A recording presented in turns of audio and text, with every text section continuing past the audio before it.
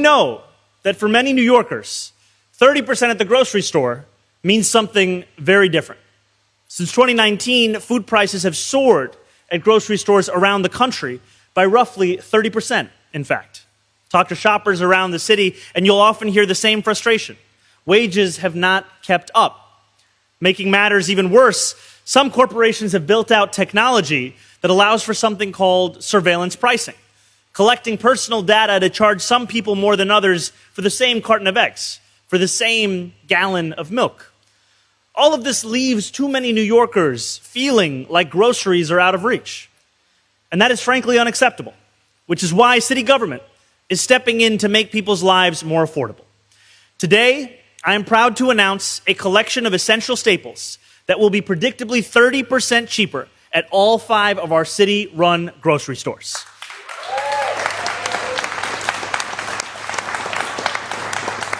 This core set of goods will include all fresh produce, meat, and seafood, along with 20 other essential items like cheese, milk, and bread. Here's how it will work. Once a month, our 5 city-run grocery stores will set prices for this core set of goods at 30% below typical retail prices. No exceptions, no gimmicks. The savings will last for the entire month. That means no weekly fluctuations nor sticker shock at the checkout line. Not for our seniors living on fixed incomes, nor for the parents who rely on a regular supply of apple slices to keep toddler tantrums at bay. Now, can we all see this incredible example of produce in my hand? Now, you will see these plantains here, so for anyone wondering how much these beautiful plantains might cost, you can use this QR code or head to grocery.nyc to access our policy report. I'm going to demonstrate exactly what that means.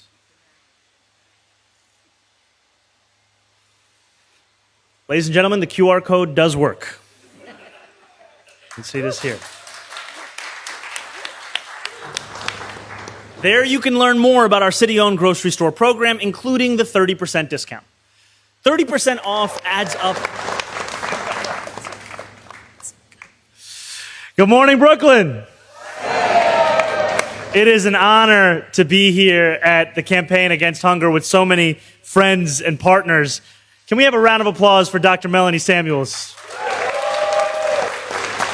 for welcoming us here and for your lifetime of service to the people of New York. You know, for nearly 30 years, you have led the fight against hunger here in our city, growing this operation from a small emergency food program to a leading food distributor that serves hundreds of thousands of New Yorkers each year and provides programming on how to live a healthier life. I also want to acknowledge leaders here from our administration, our Deputy Mayor for Economic Justice, Julie Su, and our incredible interim President and CEO, Jeannie Pak of the Economic Development Corporation. And I would be remiss if I didn't also acknowledge a future assembly member here in the crowd, Christian Celeste.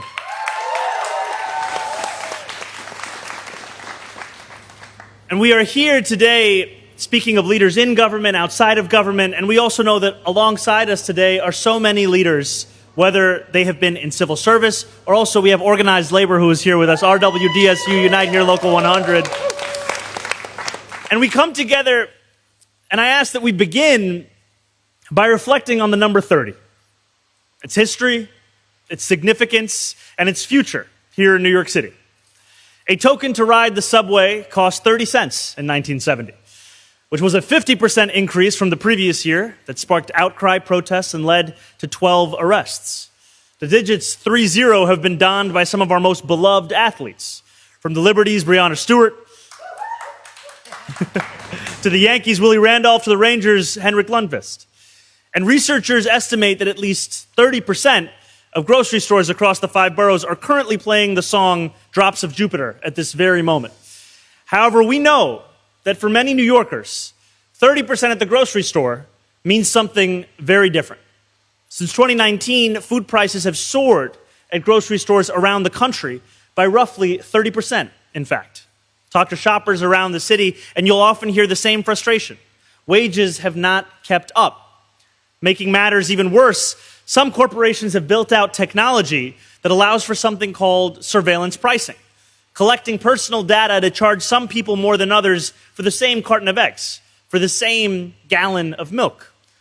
All of this leaves too many New Yorkers feeling like groceries are out of reach. And that is frankly unacceptable, which is why city government is stepping in to make people's lives more affordable. Today, I am proud to announce a collection of essential staples that will be predictably 30% cheaper at all 5 of our city-run grocery stores.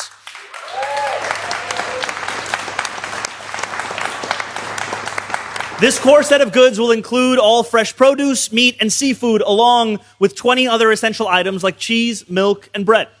Here's how it will work. Once a month, our 5 city-run grocery stores will set prices for this core set of goods at 30% below typical retail prices. No exceptions, no gimmicks. The savings will last for the entire month. That means no weekly fluctuations nor sticker shock at the checkout line. Not for our seniors living on fixed incomes, nor for the parents who rely on a regular supply of apple slices to keep toddler tantrums at bay. Now, can we all see this incredible example of produce in my hand?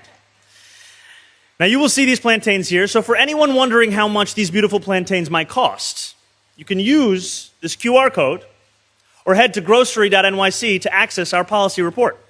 I'm going to demonstrate exactly what that means.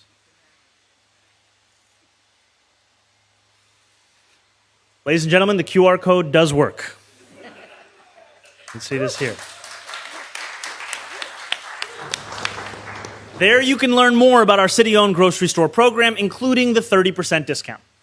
30% off adds up to real money for New Yorkers, with an estimated $90 saved on grocery bills each month. That is more than $1,000 saved every year. And just as important as money, those savings add up to time. For many, that 30% discount is the difference between an evening spent around the dinner table with family or working another double shift to make ends meet. Our vision of affordable, well-run, city-owned grocery stores can only be accomplished with experienced operators who know how to source products, stock the shelves, and help answer shopper questions. So today, we are also issuing an RFP for private operators to help us with the day-to-day management of our 5 city-run grocery stores. If you know how to run a grocery store and you want to do more to help your fellow New Yorkers, I encourage you to head to grocery.nyc or scan the QR code to learn more about how to apply. As we make these stores a reality, we are committed to ensuring those who work here will have good contracts for good jobs, with store workers receiving family-sustaining wages and benefits. In the wealthiest city, in the wealthiest country, in the history of the world, no New Yorker should have to worry about being able to afford to feed their family.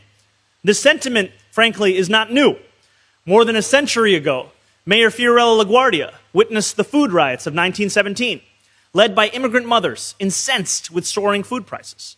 Those mothers took to the streets to overturn push carts and eventually called for a boycott of marked up goods. Years later, when he became mayor, he spearheaded the creation of municipally owned markets to reduce the cost of groceries for those same immigrant mothers. He did so because he believed in a simple definition of the task of government: to make people's lives better. Today, we are one step closer to fulfilling that fundamental responsibility. Thank you very much. Now with that, I'm going to pass it over to our Deputy Mayor, Julie Su.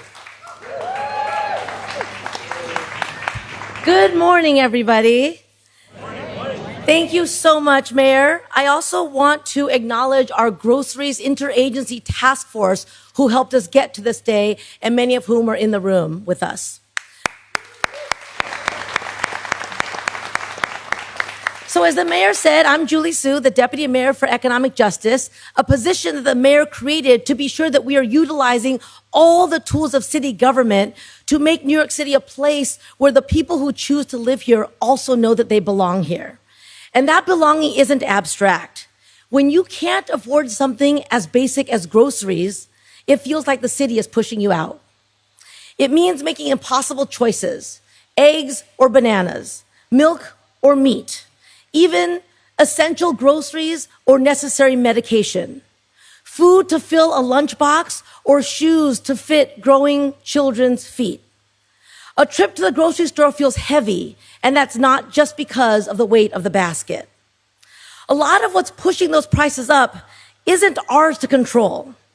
Wars an ocean away raise the cost of fuel, and that cost gets passed on to you.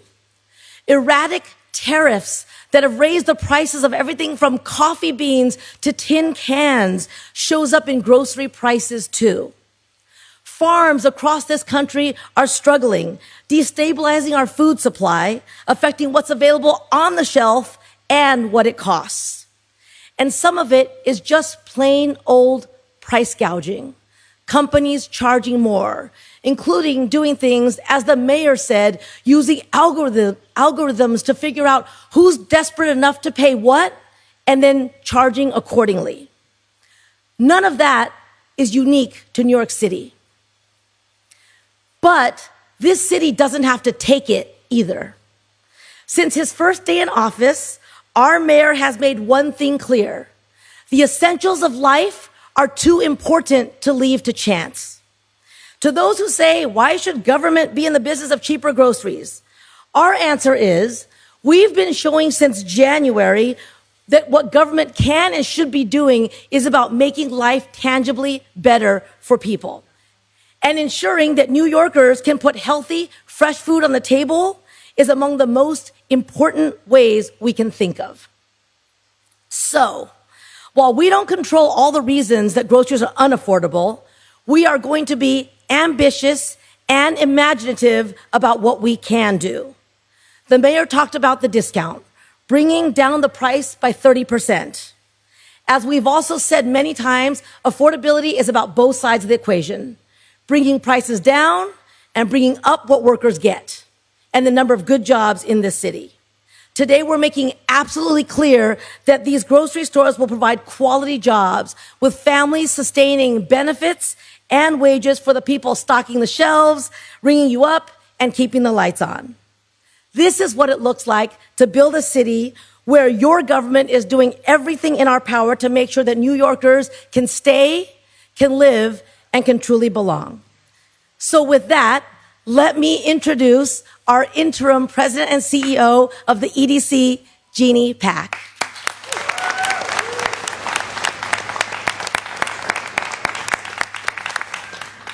Good morning, everyone. This is a very exciting day. Thank you, Deputy Mayor Sue, and thank you, Mayor Mamdani, for your vision to make New York more affordable for every New Yorker.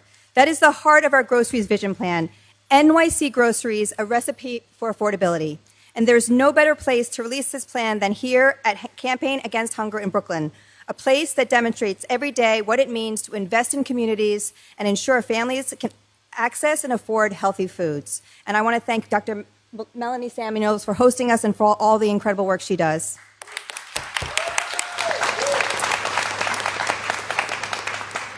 Today, too many New Yorkers are feeling the strain of rising grocery costs. Across all 5 boroughs, families are stretching every paycheck and making impossible choices at the checkout line. Buying healthy groceries shouldn't mean falling behind on rent, childcare, or other essentials.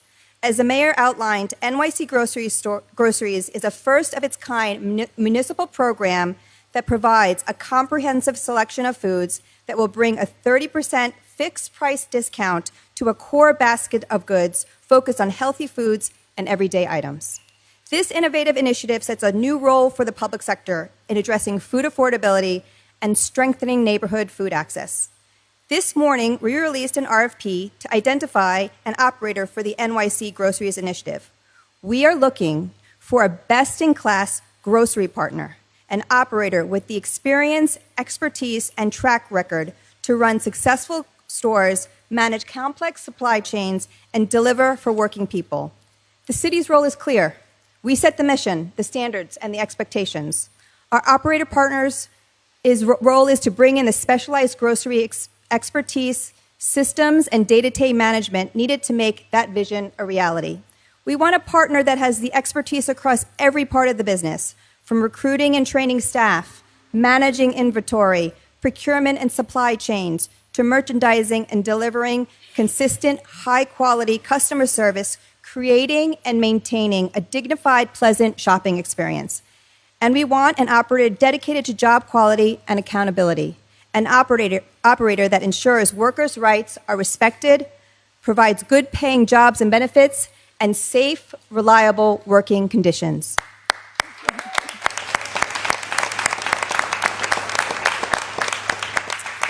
Public investment should deliver a public benefit. We are looking for a partner that can meet the city's standards and ensure that savings from this investment go directly to working New Yorkers through lower food prices.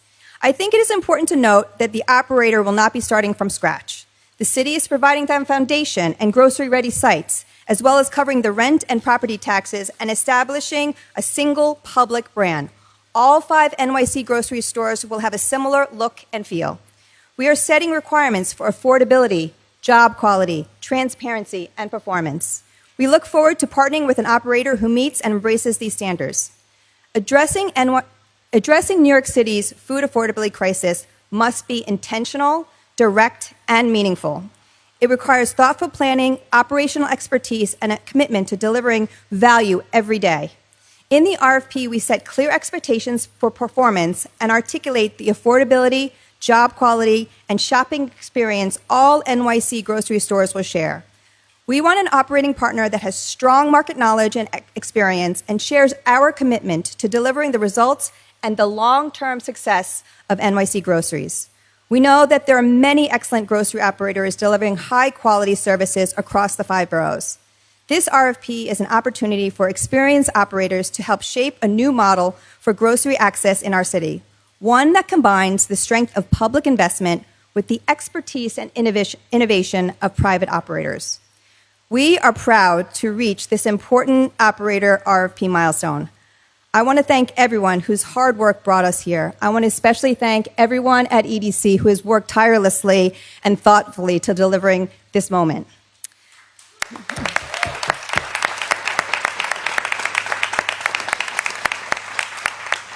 The RFP and the vision plan is now live. Interested operators can visit, wait for this, it's kind of long and it's a little bit longer than what the mayor said, edc.nyc/groceries-operators-RFP to submit your proposals. We look forward to partnering with an operator that can help turn the city's vision into a reality, delivering affordable, high-quality groceries, creating good family-sustaining jobs, and ensuring more New Yorkers can participate in and benefit from our city's continued growth. Thank you.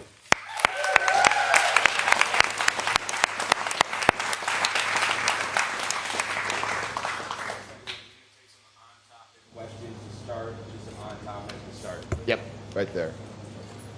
Mr. Mayor, what would you say Sorry.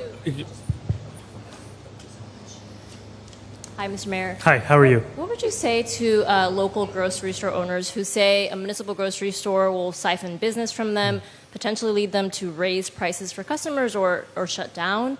And is your administration considering other alternatives, such as maybe helping grocery store owners subsidize rents or increase their purchasing power in some way that they can then pass on to the customer?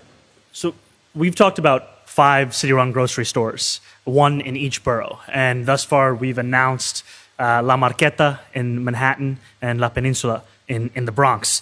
And these 2 sites showcase the example of when you are speaking about a dense neighborhood, there is more than enough market for both existing grocers as well as one city-run grocery store.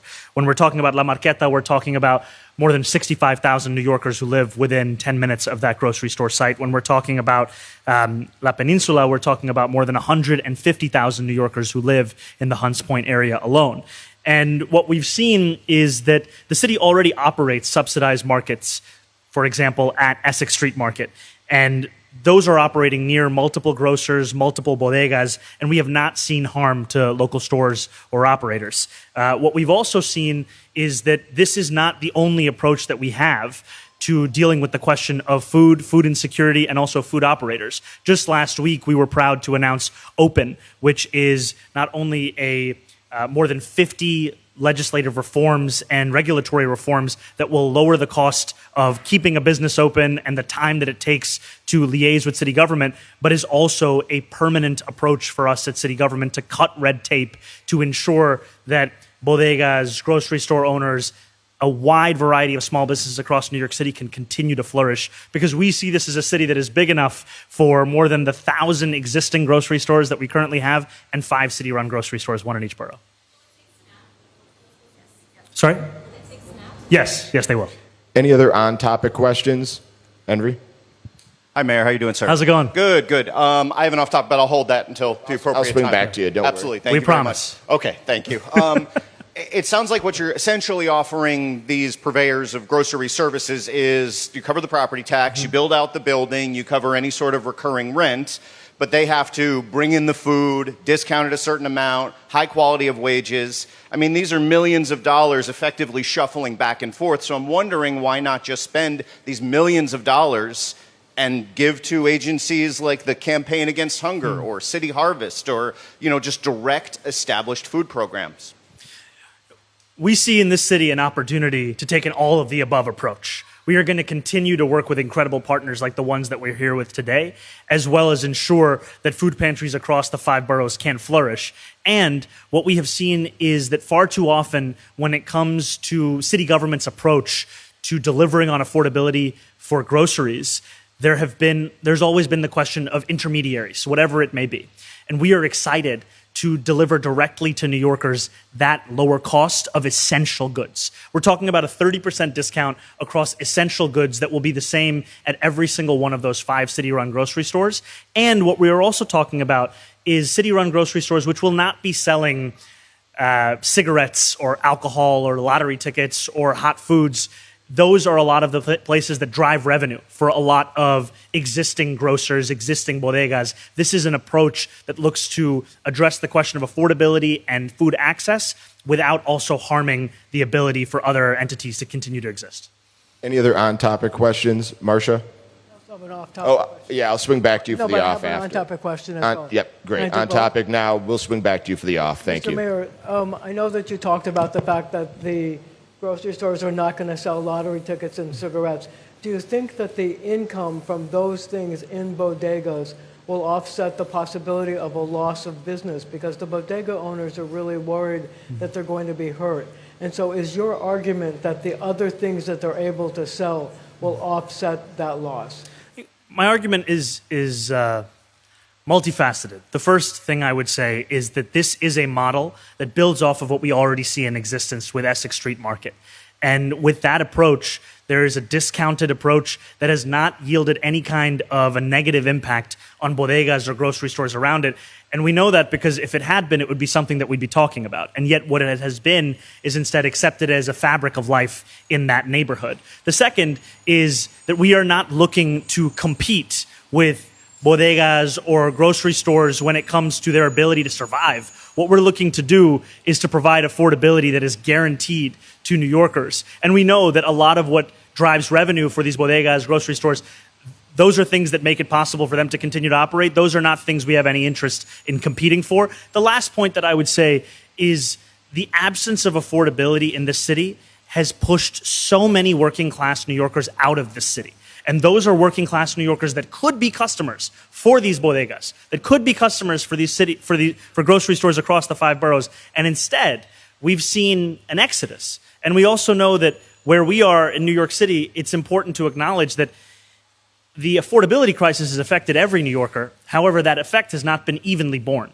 Black New Yorkers, 200,000 black New Yorkers have been pushed out of the city in the last few decades.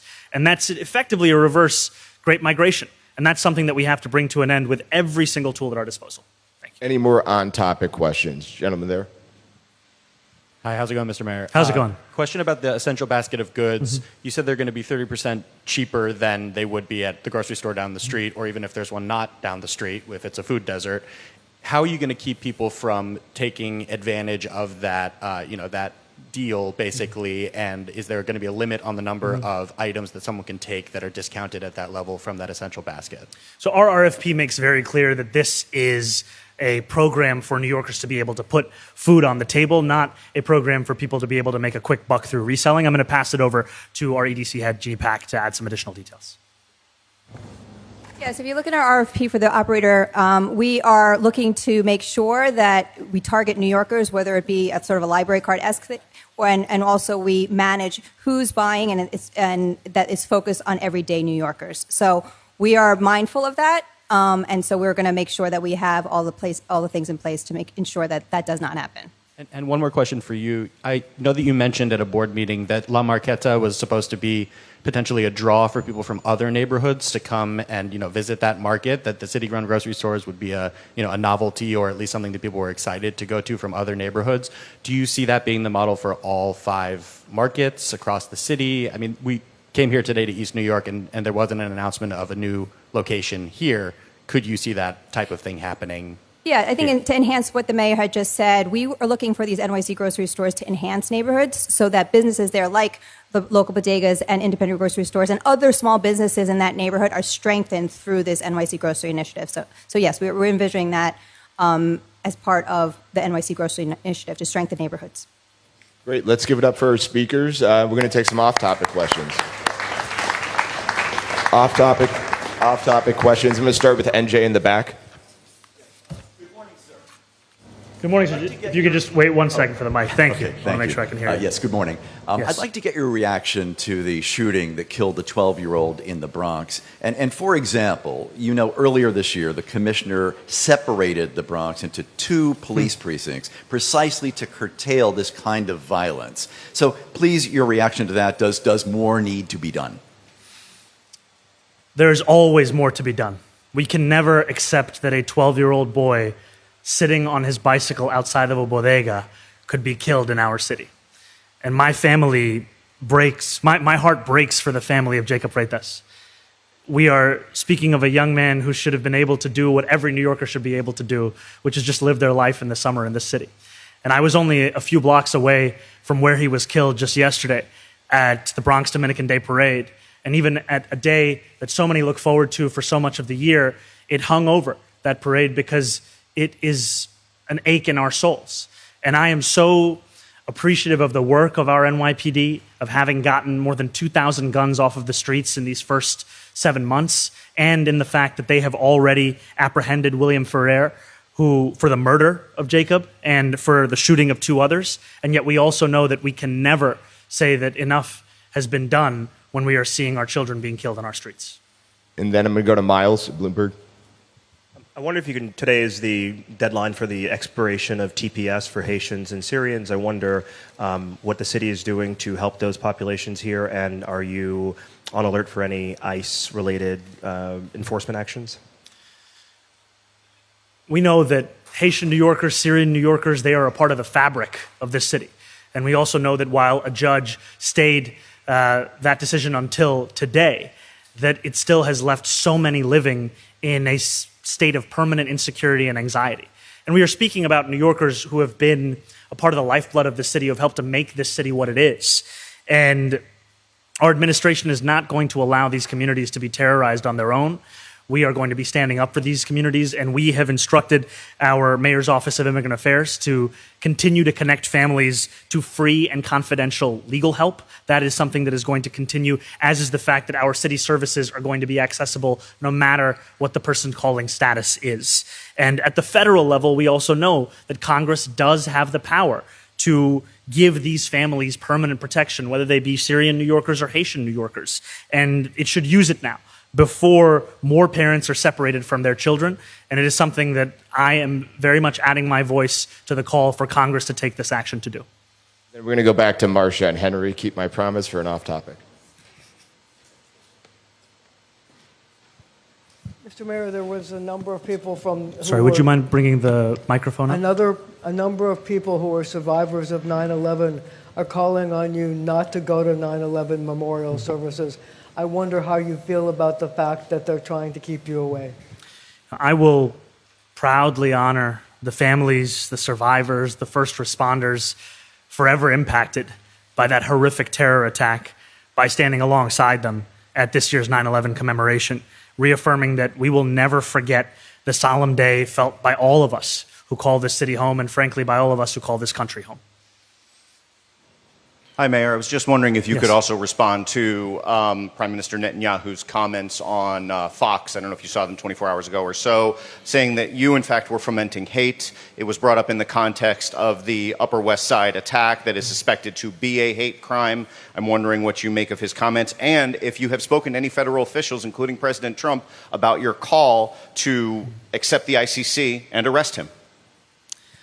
So I'm not interested in getting into a back and forth with Prime Minister Netanyahu. What I will say is that here in New York City, one of my top priorities is keeping Jewish New Yorkers safe, keeping every single New Yorker safe. And we know that while Jewish New Yorkers comprise a minority of all New Yorkers, they comprise a majority of the victims of all hate crimes. And it is unacceptable.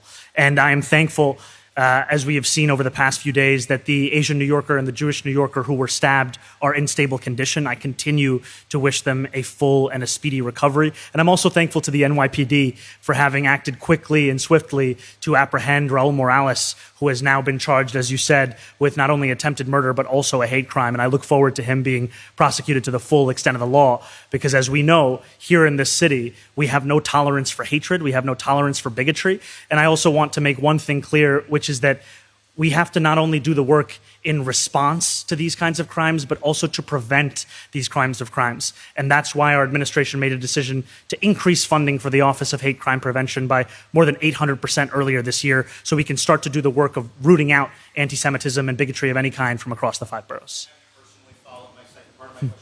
Followed up on your call to accept the ICC and make the arrest. I've made my thoughts clear. I'll keep the conversation between the president, between him and myself. Great, thanks. We're going to go with Kelly in the back.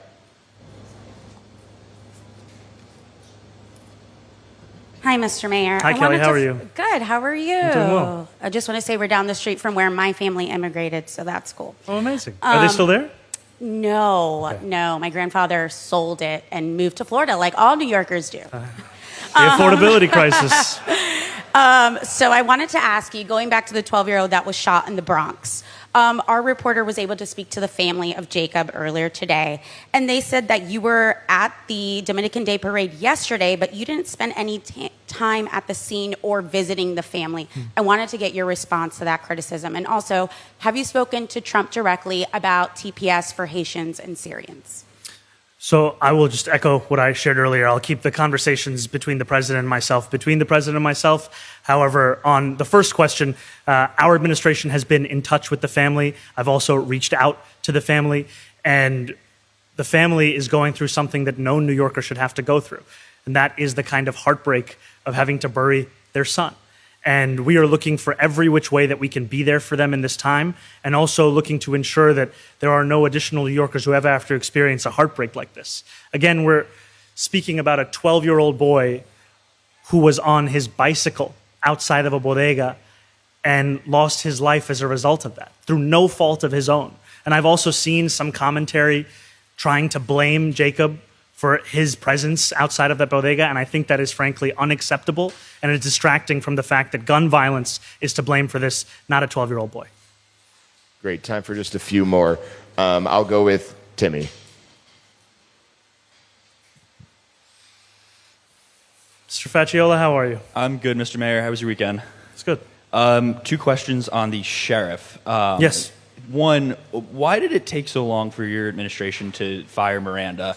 And then 2, are there any city employees who were served subpoenas or had their homes visited by feds last week on the same day when the feds visited Miranda? So I will get back to you on your second question. What I will say to the first question is one of the things that we understand within our administration is the critical importance of the position of the sheriff and finding someone who embodies the integrity that that position has to hold. And earlier I was being asked about Haitian New Yorkers. I'm incredibly excited that after this, I will be going to the inauguration of our new sheriff, who will also be the first Haitian American to serve in a position of leadership in law enforcement here in New York City. Thank you. Time for one more right there. Hi, Mayor. Going back to the topic earlier when it comes to the Prime Minister of Israel, I understand that you're making it clear that you're criticizing a particular politician, not the ethnic group. But there have been growing concerns amongst elected officials, some of your allies, such as the Attorney General, Letitia James, about the fact that comments and rhetoric may be rising temperatures. Do you take those concerns to heart, and what is your plan to bring down those temperatures? So I think to your point, when I make criticisms of Prime Minister Netanyahu, they are criticisms of Prime Minister Netanyahu. And what I shared were not even, frankly, personal assessments, they were objective facts. And my responsibility as a New Yorker and as a mayor of this city is a responsibility to take care of each and every person who calls the city their home. And that is not based upon whether or not they agree with me, how they feel about me. My job is to make sure that they are safe, that they are thriving, and they continue to call this city home. And that's always going to be my North Star on how we can do that. Because this is an incredible city, and it's a city where everyone needs to know that their belonging to it is not conditional on how they feel about the mayor. And is there a reason that you told the New York Times that you were still in active conversation with the legal department in regards to possibly following up on that arrest warrant when you were previously told that that necessarily couldn't happen? I've said that all I have to say on that topic. Thanks, Thank you all very everyone. much. That's all the time we have. Thank you very much.